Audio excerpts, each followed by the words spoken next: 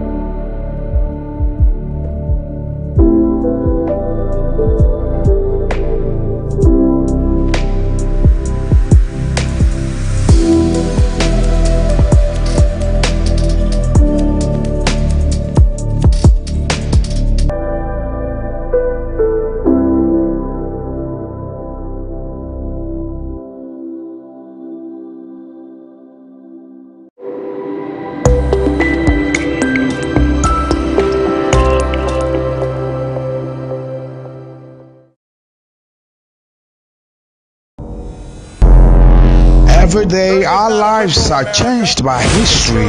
We are one people, all of us. Leaders, politics, Nobody's ambition is what the blood. I have fought a very firmly. natural occurrence, war, and the world economy. I belong to everybody and I belong to nobody. ATN covers it all on ATN Politics today.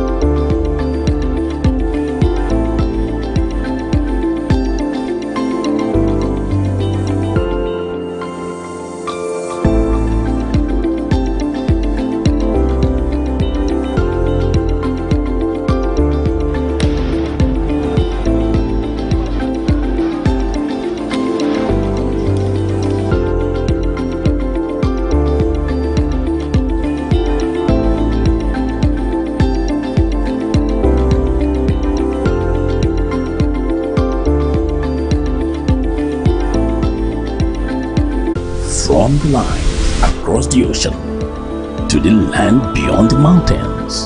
Through the Sahara, we bring on sport news, live analysis, expert discussions on trending stories in politics, business, socio-economy, sports, and documentaries. So catch all the updates on the happenings around the globe. Stay focused on the fact today, only on ATN.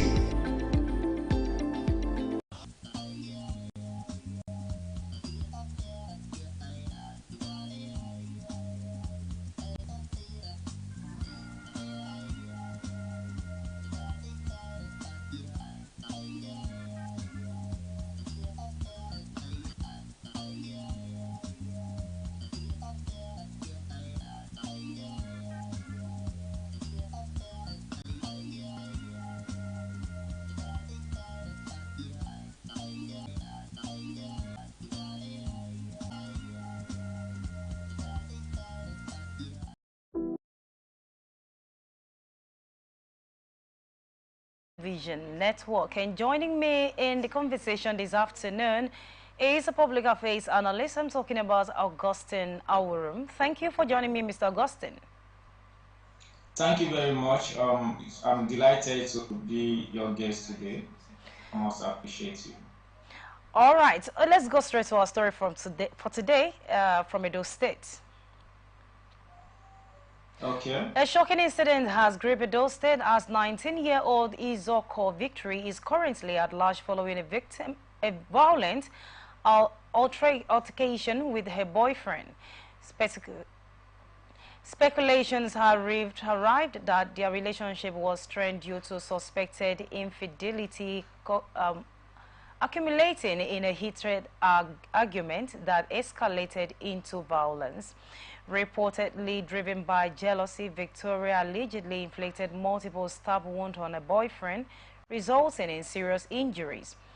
The veracity of the attack has left the community stunned, with many expressing hope for boyfriend's swift recovery. In the aftermath of the incident, Victory fled the scene, prompting a search by law enforcement authorities. She is identified as a 19-year-old female student of Auchi Polytechnic in Edo State. Reacting to the incident, some netizens says it's so glaring it was a self-defense because being hit in a heated argument with a Nigerian man is dangerous and undecided. Now, Mr. Augustine, looking at this story now, this is a case of a lovebirds involved in a heated argument that has led to the serious pain on one of them, which is the man that is actually dead, according to what we heard, the reports that we had. But they are saying that being in an argument with a Nigerian man is something so undecided and something that one cannot possibly ascertain, something that one shouldn't take for granted. And you were Nigerian. I would like to know what do they really mean by saying that being in an argument with a man is something that one shouldn't take for granted, especially the female folks. Okay. Thank you very much.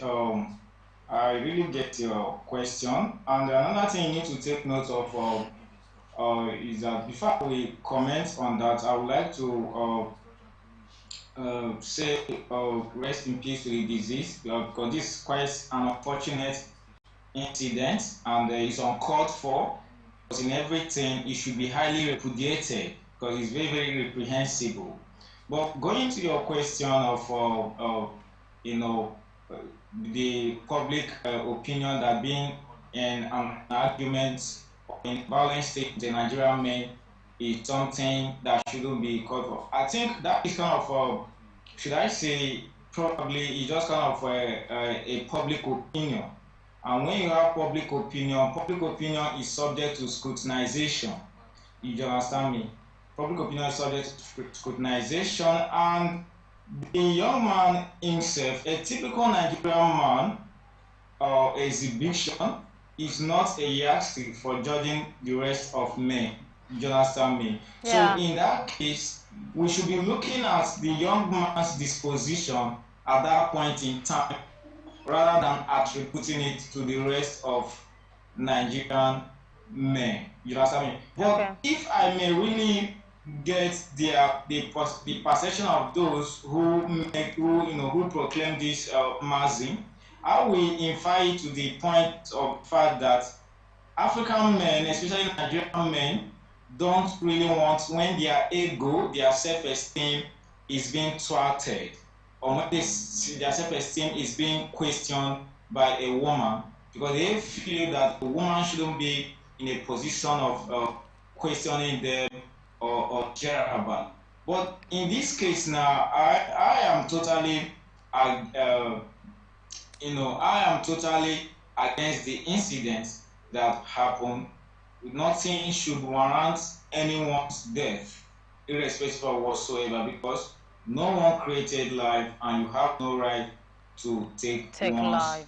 life. But still going to your question, men do not want their ego to be thwarted, especially Nigerian men, especially when it comes to a woman challenging them, because it may erupt or lead to so many altercations, and of course from those altercations it will transmogrify into a chaotic situation, and from that chaotic situation they may cross the Rubicon, and once they cross the Rubicon, the expectations are, of course, one of these scenarios that we are just discussing now. Of course, probably that was why that was why some people have the perception that Nigerian men shouldn't be get entangled with, especially in a competitive state as this. So that is just my own observation towards that. All right, thank you. Let's go straight to our next story for today from Abuja. Okay. Residents of the Federal Capital Territory of City Abuja are facing a drought-ending challenging with the skyrocketing cost of rent in the nation's capital. Some property owners in Abuja attribute it trend to the exorbitant cost of building materials. Landlords have expressed concern over the step increase in the cost of constructing new buildings in Abuja, which has surged by the 20% compared to previous months. Additionally, maintaining existing structure has become increasingly difficult due to the high costs involved. According to them, please go to the nearest block industry and ask, have you tried to buy ties or sand? I want to start developing my piece of land in Kuja, but I had to stop immediately when I heard the current price of cement. Anybody you see building a house now is a politician. So this question has answered itself. He said, you see the high rise in price of everything, including commodities, and rent is what we are experiencing now because of the economic turndown. You need to understand that how can you now sell a bag of cement for 22,000 and expect an affordable rent? So it is something you cannot even comprehend. The high price of building materials price is the cause of situation. Do you know that some houses rent are being paid in dollars? And how much is dollar to naira now? The exchange rate is what is now adding another problem to the rent issue. Some of the apartments you see are paid in dollars, and the forex is fluctuating to a terrible stage. So these are some of the reasons the house rent goes up. And to add to that, there is a lot of house defects in the country which we feel this government should do something to ameliorate that issues. You can remember we have insurgency, banditry, and natural disaster like flood and all that. These are issues that encourage the house rent to move up. Also, these issues are connected to the subsidy removal, and it is unfortunate that the government did not prepare well before taking a decision. Look at the salaries of the workers, 30,000 minimum wage. How much are they selling a bag of rice? So you should understand. You have house rent to pay, you have feeding, transport, school fees for children, and you need to clothe yourself. How do you think it is possible? I call on you people to ask the country, both Christians and Muslims, to keep praying for the stability of the country. That is the only way out. For now, nobody can tell you this is the way out. According to him, that's one of the landlords, Abuja rent has been so high. Abuja rent has been high when you compare to places like Lagos and Port Harcourt. It is not something that started today. Speaking on occupants building around the FCT, Ogunleye said the owner of this empty building you see here are conducting themselves with the law, within the law. They have not gone against the law of the land. As far as they are paying their ground rents, someone can build 10 houses and decide to leave them empty. It's nobody's business. They don't have anything to worry about as much as they are complying with what the government demands of them. Mr. Augustine, this is reasons that landlords in Abuja precisely have given why house rent is suddenly becoming very high. Yes, according to them, that rent in Abuja has always been on the high side, but now it's becoming something else. And of course, you can hear them say they're actually paying in dollar. I saw a place in a particular place in Port Harcourt where not that the landlord has did any construction or renovation or even got cement at this time. But he just came out to tell his tenants that the rent is no longer what it used to be, that they have changed the price. And then I was asking, why changing the price of thing when you have not done anything? People are saying that the price of cement is becoming too high. How is it affecting building that were built, houses that were built, let's say, 20 years ago? How is the price of cement affecting those buildings when they have not done any renovation? Why are they increasing the price and still putting it on the price of cement? Putting it on subsidy removal that happened in 2023, and houses that were built in 1991 that were built in 2000s have been increased in the name of subsidy removal. Let me hear your opinion. Okay, thank you very much for that. Thank you very much for that. You see, that's their assertion. Their assertion is a fallacy. And it's a fallacy that borders on the gen of petito principii, begging the question.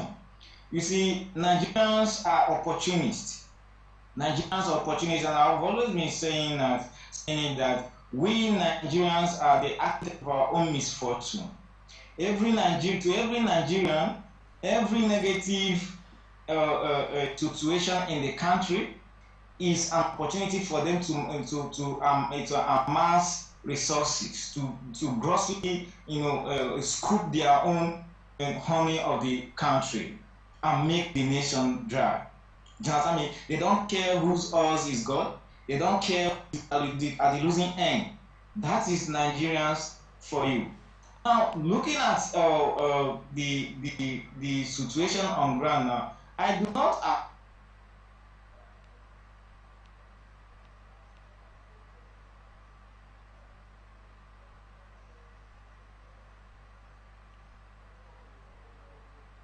Can you hear me? I can hear you. Yes, I do not totally blame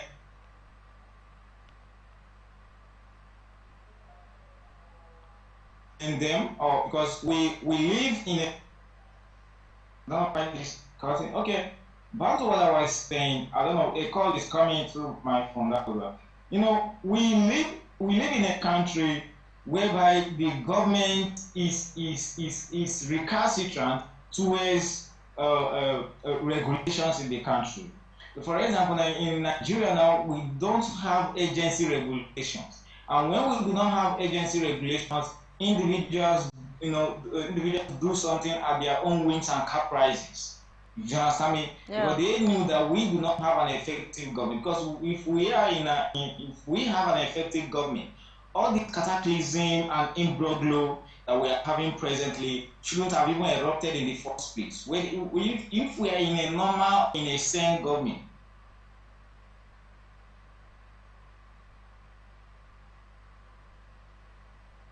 why should increase?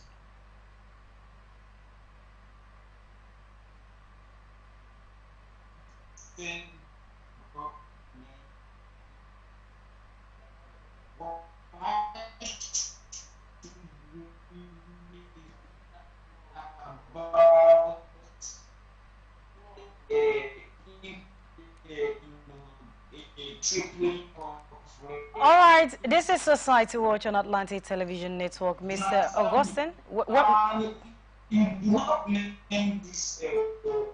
when we return from this short break, they have been taking up their own opportunity for a long time. Mr. Augustine. Glory be to the architect of the universe. All right, we'll just go on a very short break. When we return, we'll look at the rest of the stories.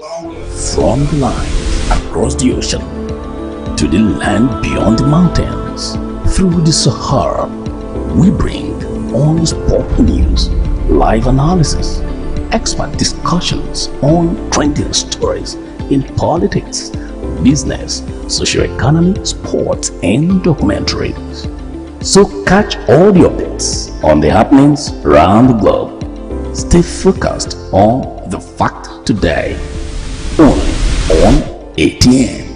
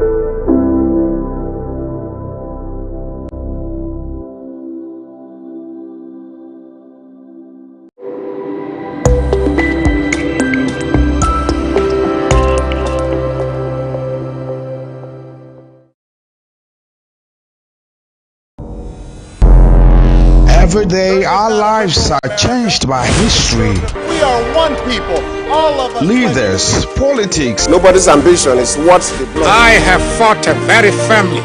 natural occurrence, war, and the world economy. I belong to everybody, and I belong to nobody. ATN covers it all on ATN Politics today.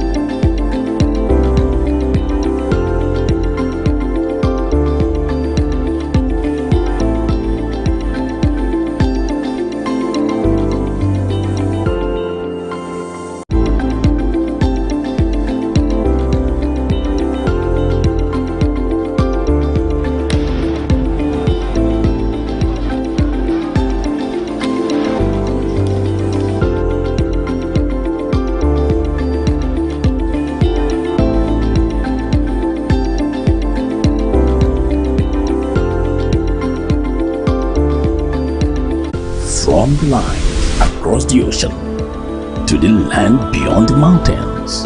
Through the Sahara, we bring on-spot news, live analysis, expert discussions on trending stories in politics, business. So catch all the updates on the happenings on The Fact Today only on ATN.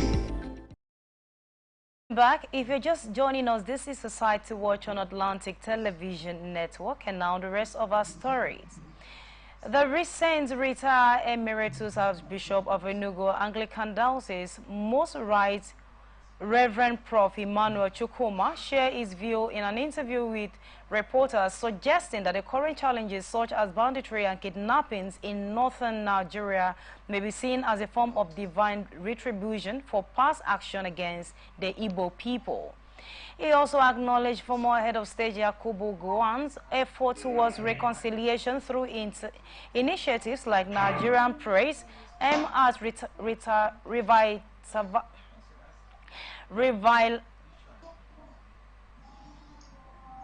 revitalizing the national spirit post-Civil War. However, he noted that there is an exception among the Igbo community for Gowon to publicly apologize, which has not yet been fulfilled. Well, he has done in many times when he was going to Nigerian Praise, when he was moving around, he apologized, but that's not enough. The thing is that Nigerian government should do that because the Nigerian Civil War dealt with us in Asaba. It was a real genocide, and we are asking for apologies and more compensation as they do it in other places. That is happening now in the whole of northern Nigeria. The banditry, kidnappings, etc. is God's punishment for what they did to us, yes.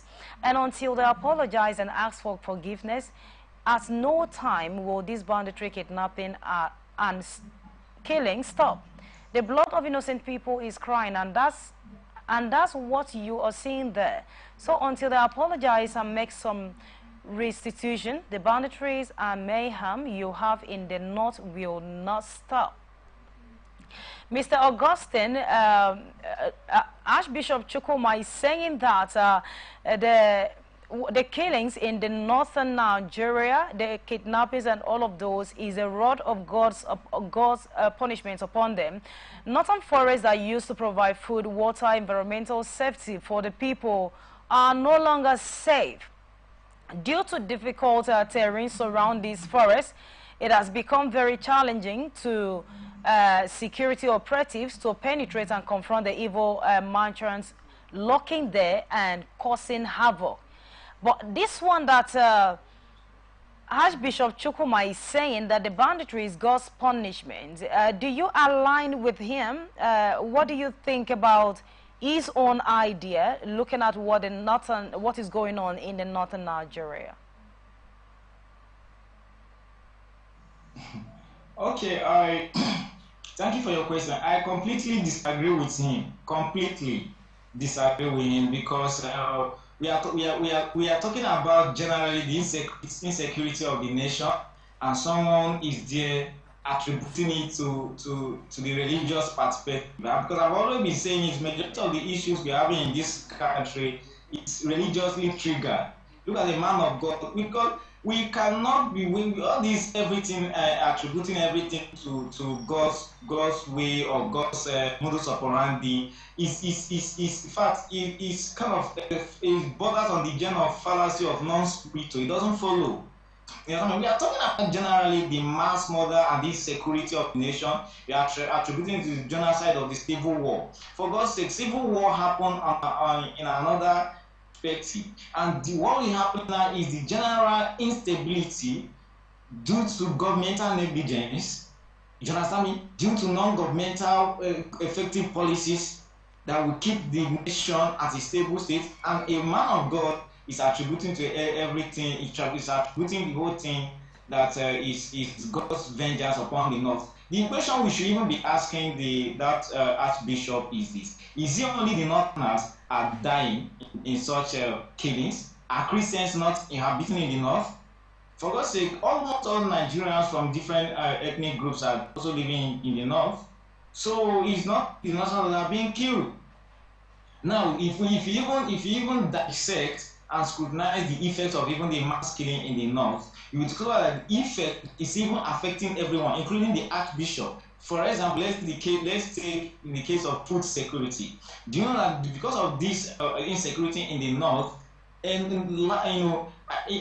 insufficient food products are now being produced daily, and this is a kind of a double effect on the sufferings of the masses. You understand me? Because when there is less security, farmers will go to work and work effectively, and thereby it will lead to a high yield in food production.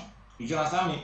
The problem of this country is that religion has dealt with this country so much to the extent that everything will is that there's nothing God will come and do for them. This is not God's vengeance. This is governmental negligence. This is a product. This is a product of ineffective government. It has nothing to do with God.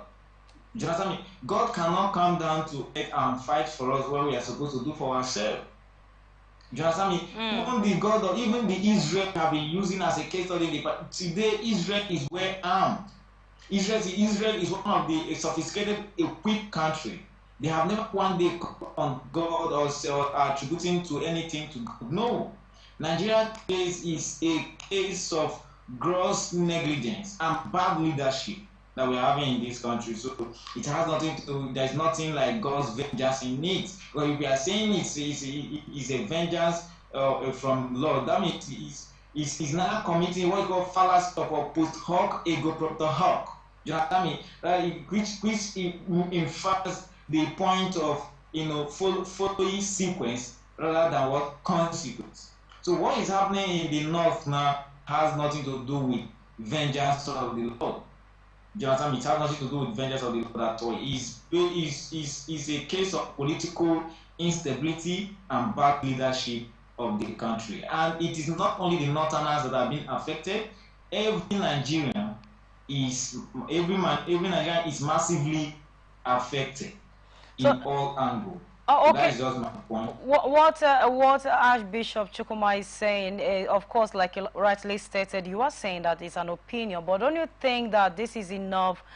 This is something that can actually cause a big issues between the Christendom and the North, because anytime we look at the North, we're looking at a different region altogether, even though we still have Christians. So don't you think this is something that can actually stir up issues?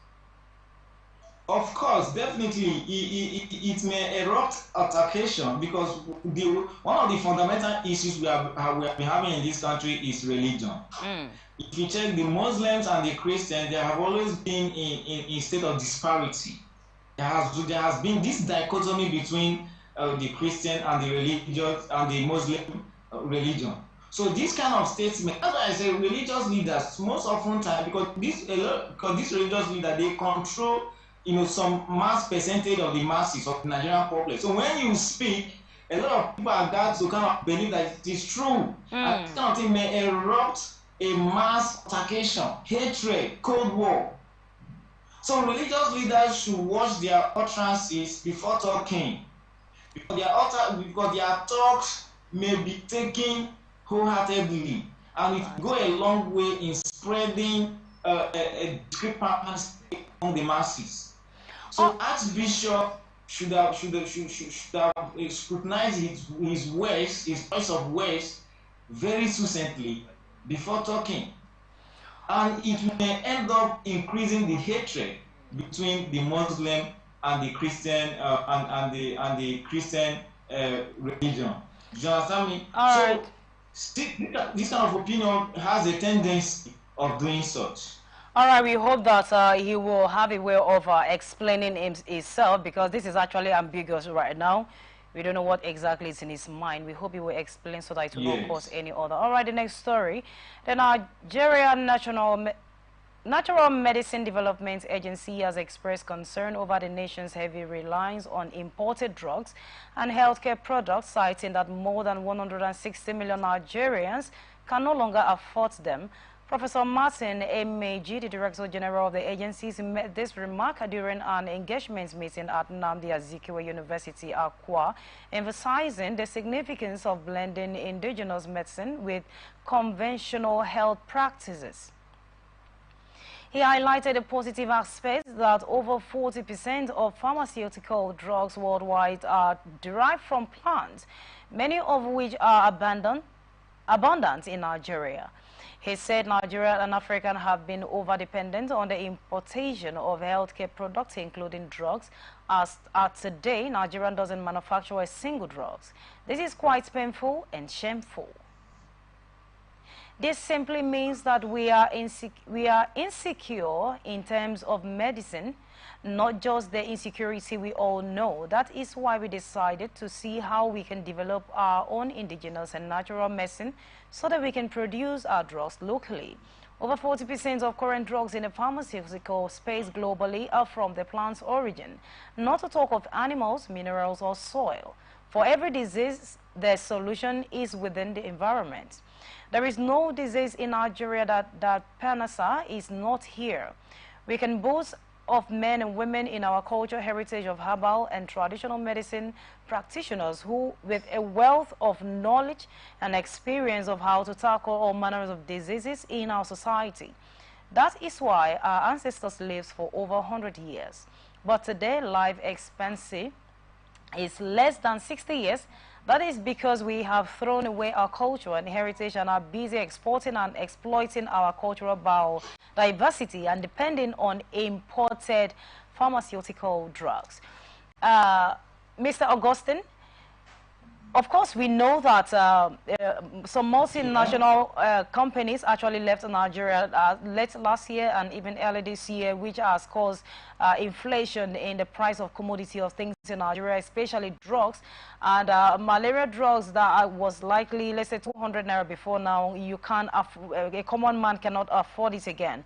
And of course, like they have stated here that we have a lot in our country. Of course, every sickness has its cure within the environment.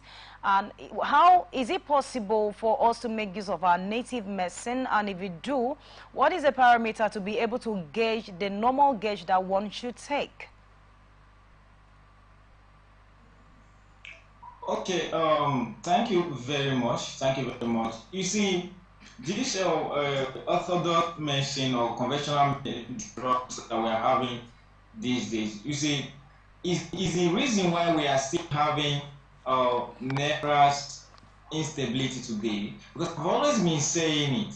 Africa, especially Nigeria, should get to a point whereby we value our indigenous commodities and produce. You understand me? Because by the time you keep on importing drugs, at the end of the day, how do you think the net will be stable? Let me tell you, Africa has the best traditional medicine so far. It is quite unfortunate that even in our various institutions, if Nigeria is a very effective country with effective leadership, Nigeria is supposed to have universities whereby we train our students in traditional medicines.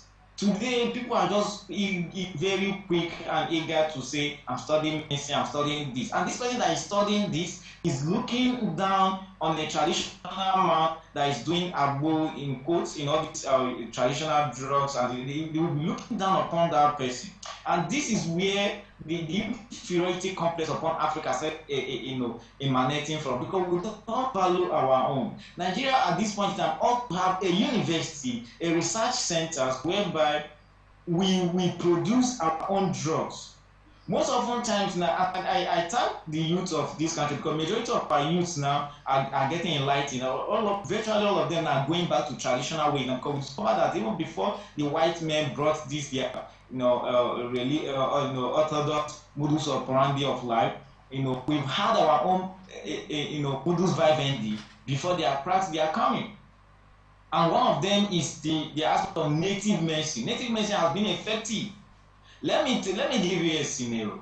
If you are having cough now, and catarrh, just get bitter cola. Just chew it with some hours. you will see yourself being robust. We have had so many cases whereby our traditional drugs have sought out, easily. Now, Mr. You understand Augustine, me? Mr. Not Augustine, long. I think my kid sister was having issue. We've taken her out to hospitals. And after all the diagnosis and the rest, nothing was found. And she was. Do you know that it was traditional medicine not that she engaged in and she Mi- eradicated the whole thing? Mr. Augustine, now So the issue now, yes, we know that we have traditional medicine that is really yeah, which are very yeah, effective, but how do they determine yeah. how? You just talked about something like bitter cola and thereabouts. You will see one will end up taking about Yeah. 5 when you're supposed to take 1. So that is an issue. How do they know? Because too much of everything is bad. Of course, we know. Don't you think that this is now the part that government should focus on in training people? You rightly mentioned The university. measurement. Yes, the measurement has always been there. People have not been misusing all this native medicine. No, the measurement has always been there. Even you, if you go to an agbo seller and say, "Madam, I want to just give me, a herbal medicine for stomach," the woman will definitely tell you that this is just a cup. Maybe you take 1 shot in the night. There is always an appropriate measurement. We Africans are not backward like that. African traditional medicine, the measurement has always been there. There's never a way. It's just that because the government has not been looking into it, the government has been lukewarm towards the traditional medicine. They have always been there towards traditional medicine, and that's why people have been using it obnoxiously, and they have not been giving a damn whether there is a gauge for it or not. But if you follow the standard, the rudiment has always been there. There has always been a measurement for it. Ask people, take a survey of people who have been going for traditional medicines, and the stipulations has always been there. There is no traditional medicine dispenser that can give you medicine without giving you the appropriate measure. No, the measures has always been there. So if there is anyone that is saying that African drugs or Nigerian or our native drugs has not been having measures, the person is just committing a fallacy, because our drugs have been having measures. But It has been having it. Mr. Augustine, That is just Mr. Augustine, we believe that there are some illness that this natural medicine can really not take care of, except we work with the foreign drugs, which is the imported ones. Do you agree to that? Come again with the question. You said There are kind of illness that I couldn't hear you. there are kind of illnesses that the natural medicine we have here cannot actually take care of, and then we believe that is the foreign drugs, which is the imported ones, that can actually deal with those kind of illness. Do you believe that? Yeah, to some extent I do, and I will only concur with you in the aspect of practicability. Let's say in the case of surgery, in the case of a different kind of surgery, of those ones, orthodox medicine will come into play. You understand me? But apart from that, how can I still tell you that our traditional medicine still remains the primus inter pares? I will never neglect our traditional medicine. All Of right. course, no one, even the orthodox medicine, they also most often times needs the services of our own. Let me tell you, some Nigerians in the diaspora, most often times they will demand for our traditional medicine to be exported to them over there. Do you understand me? That is to tell you the imperativeness of our traditional medicine. All right, thank you Do so much. me? Thank you so much, Augustine, So for joining me on the show. That was so insightful. Thank you. Okay. Thank you so much for joining me. I am Immaculata Irikana. If you miss out, follow us on all our social media platforms. Facebook and YouTube, Atlantic Television Network, Instagram and TikTok, Atlantic TV Network 1, X Atlantic TV Net, our website, atlanticnetwork.tv. You can also get our app from Play Store, Atlantic Television Network, YouTube, Atlantic Television Network. Do remember that peace and unity are the pathways to progress. Thank you for joining us on the show, and continue to stay connected on ATM socials till we come your way again. Good afternoon.